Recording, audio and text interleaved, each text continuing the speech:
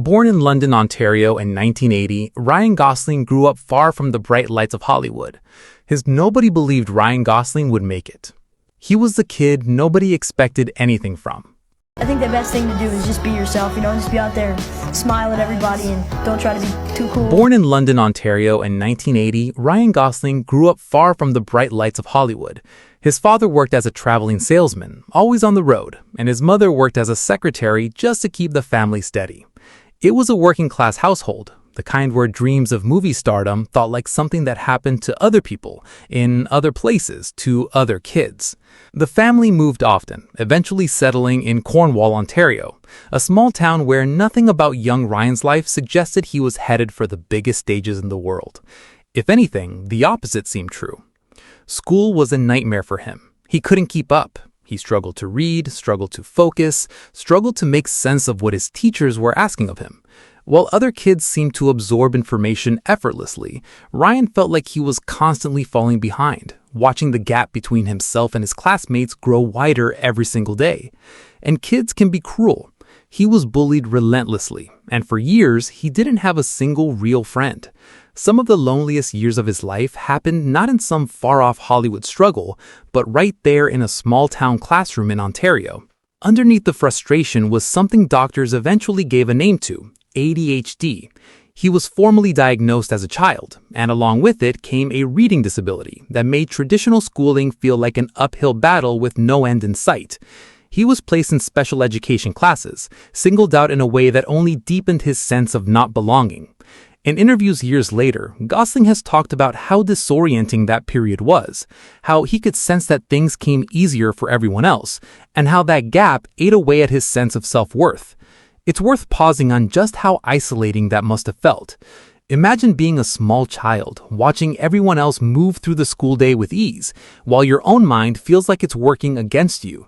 Not because you're not trying, but because the tools being used to teach you were never built for how you process the world.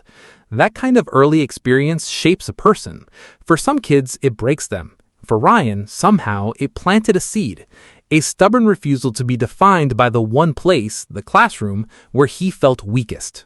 There's a moment that captures just how much he was struggling to process the world around him.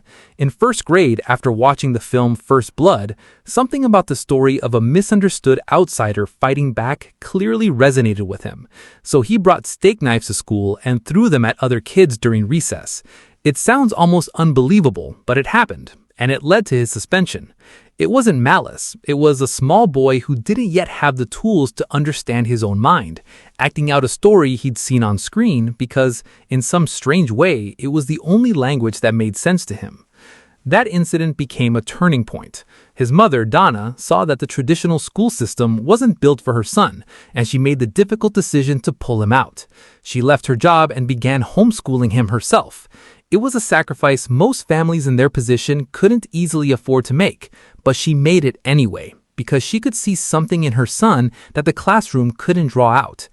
And it was in that space, away from the structure and judgment of a traditional school, that something in Ryan began to shift. Freed from the constant comparison to other students, he started to explore what he was actually good at. And what he was good at, it turned out, was performing.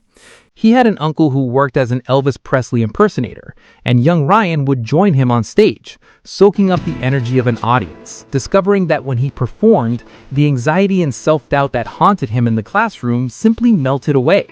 On a stage, nobody was grading him. Nobody was comparing him to the kid next to him. There was just the moment, the music, the crowd, and for the first time, Ryan wasn't behind. He was exactly where he needed to be. He and his older sister Mandy began singing together at weddings and local talent contests. He joined the ballet company. Slowly, almost by accident, he was building a version of himself that had nothing to do with reading scores or report cards, a version of himself that came alive under lights, in front of people, telling a story. That instinct led to the moment that changed everything. At 12 years old, Gosling traveled to Montreal to audition for the all-new Mickey Mouse Club. He was one of roughly 17,000 kids who tried out. 17,000. And somehow, this boy from small-town Ontario, who had been bullied, misdiagnosed, and made to feel like an outsider his entire childhood, was one of the few who got the callback. He got the part. It meant leaving home. It meant moving to Orlando, Florida without his family at an age when most kids are still figuring out how to ride a bike without training wheels. He lived for a stretch with the family of a fellow cast member, a kid you may have heard of named Justin Timberlake. Around him were future icons, Britney Spears, Christina Aguilera, Carrie Russell. It was an environment that could have swallowed a shy, learning-challenged kid whole. Instead, for the first time, Ryan Gosling found people who understood the strange, all-consuming pull of wanting to perform. For the first time, he wasn't the odd one out. He had, in his own words, found something close to real friendship, something that had eluded him for most of his childhood. Those years in Orlando weren't glamorous the way people might imagine. He was a preteen, far from his mother, working long hours on set, surrounded by other kids who were also navigating fame before they'd even finished growing up. But for Ryan, it was the first environment in his life that felt like it made sense. The show ended after a couple of years, and with it came another hard truth. The entertainment industry doesn't guarantee anything. He went back to more ordinary television work, small parts on shows like Goosebumps, Are You Afraid of the Dark, Breaker High, and Young Hercules, the kind of steady, unglamorous work that keeps a young actor's resume alive, but rarely turns heads. But the road from Mickey Mouse Club kid to serious actor was nowhere near as smooth as people might assume. When he decided around age 19 that he wanted to move away from children's entertainment and into serious film work, he ran into a wall. Casting directors and audiences alike had trouble seeing him as anything other than the kid dancing around in tacky outfits on a Disney soundstage. His agents dropped him. The industry had put him in a box, and getting out of it took real grit. He kept pushing. A small role in Remember the Titans got his foot back in the door. Then came The Believer in 2001, where he played a Jewish neo-Nazi in a performance so unsettling and committed that it silenced any doubts about his range. The film won the Grand Jury Prize at Sundance. From there, he built a reputation in independent film for playing damaged, complicated outsiders. Roles in Murder by the Numbers, The Slaughter Rule, The United States of Leland. He wasn't chasing easy stardom. He was chasing craft. Then in 2004, everything changed. The Notebook turned him into a household name almost overnight, transforming the awkward kid who once struggled to read into one of the most sought-after leading men in Hollywood. But rather than lean into that heartthrob lead image, Gosling kept surprising people. He took on a drug addict teacher in Half Nelson, earning an Academic Award nomination. He played a socially withdrawn man in a relationship with a doll in Lars and the Real Girl. He went on to headline Drive, The Big Short, Blade Runner 2049, La La Land, collecting Oscar nominations and cementing himself as one of the defining actors of his generation. What's striking about Gosling's career is how deliberately he's avoided the easy path at almost every turn. He could have coasted on heartthrob roles after The Notebook made him a star. Instead, he kept choosing roles that were strange, uncomfortable, and hard to sell to a mainstream audience. A getaway driver with almost no dialogue, a numbers-obsessed Wall Street skeptic, a replicant questioning his own existence. It's the same instinct that led a struggling, misunderstood kid to a stage instead of a classroom, an unwillingness to be boxed into someone else's idea of what he should be. Think about that arc for a second.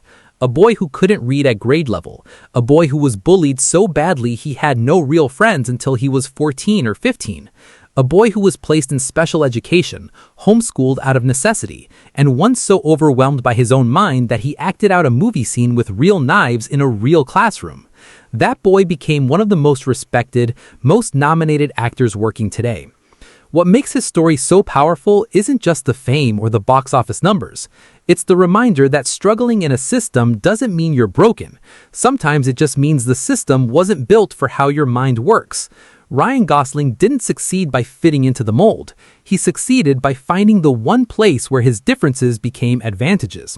The stage, the screen, a story that let him become someone else, and in doing so, finally figure out who he was.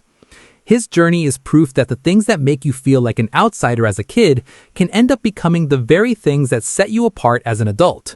The sensitivity that made him an easy target for bullies became the emotional depth that makes him one of the most compelling actors of his generation. The mind that couldn't sit still in a classroom became the same mind capable of disappearing completely into wildly different characters, one after another, for over 2 decades. And maybe that's the real lesson buried in this story. It's not really about Hollywood or fame or academic award nominations. It's about what happens when a person stops trying to force themselves into a shape that was never meant for them, and instead goes looking for the shape that actually fits. For Ryan Gosling, that meant walking away from a classroom that told him he wasn't good enough, and walking towards a stage that told him exactly the opposite. If this story moved you, hit that subscribe button and turn on notifications so you never miss the next incredible journey we cover. Drop a comment below and let us know who you want us to feature next. And if you know someone who needs a reminder that struggling early in life doesn't define where you end up, share this video with them. Thanks for watching. We'll see you in the next one.